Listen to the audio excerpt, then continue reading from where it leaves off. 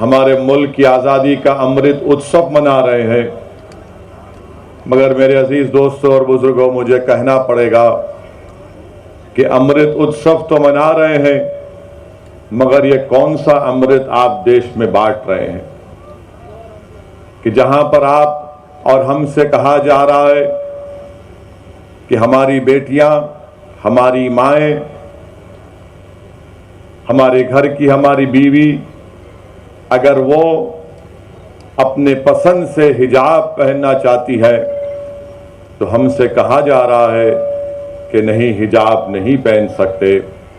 اگر وہ حجاب پہن کر پڑھنا چاہتی ہیں تو ہماری بیٹیوں سے کہا جا رہا ہے کہ اگر تم کو پڑھنا ہے تو تم حجاب اتار کر پڑھو، اور حجاب کو جہاد سے جوڑ دیا گیا۔ آپ بتائیے میرے عزیز دوستوں اور بزرگوں، حجاب پہننا بھارت کے سمویدھان کے تحت جو آرٹیکل ہے 29 کے تحت ہم کو اجازت ہے کہ اپنے کلچر پر چلیں۔ سپریم کورٹ کا فیصلہ ہے کہ کون کیا کھاتا ہے، اپنے گھر میں کیا پہنتا ہے، وہ اس کا بنیادی حق ہے، فنڈامنٹل رائٹ ہے، مگر اس پر سوال اٹھا رہے ہیں۔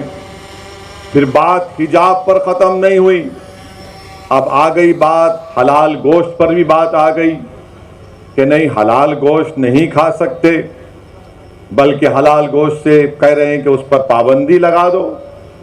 پھر وہاں پر اکتفا نہیں کیا تو بات اب بڑھ کر آ گئی کہ اگر مسلمان اپنی قابلیت اور اپنی میرٹ کے اوپر نوکری حاصل کرتا ہے تو اس کا نام دے دیے جاب جہاد کا نام دے دیے۔ اگر ہم اپنے پیسوں سے زمین خرید کے گھر بناتے ہیں تو کہا جاتا ہے یہ لینڈ جہاد ہے۔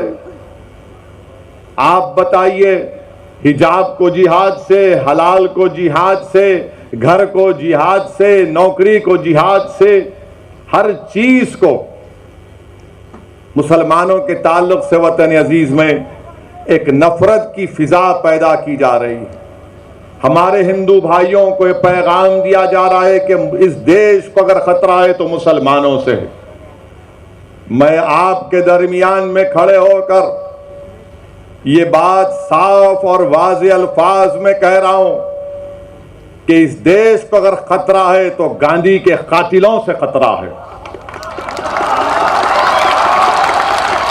اس دیش کو اگر خطرہ ہے تو ناتھو رام گوڈسے کو اپنا ہیرو ماننے والوں سے، ان ظالموں سے خطرہ ہے۔ مگر اس پر بات نہیں ہوگی۔ گوڈسے کے بھکت آج یہ نفرت کی فضا بھارت میں پیدا کر رہے ہیں۔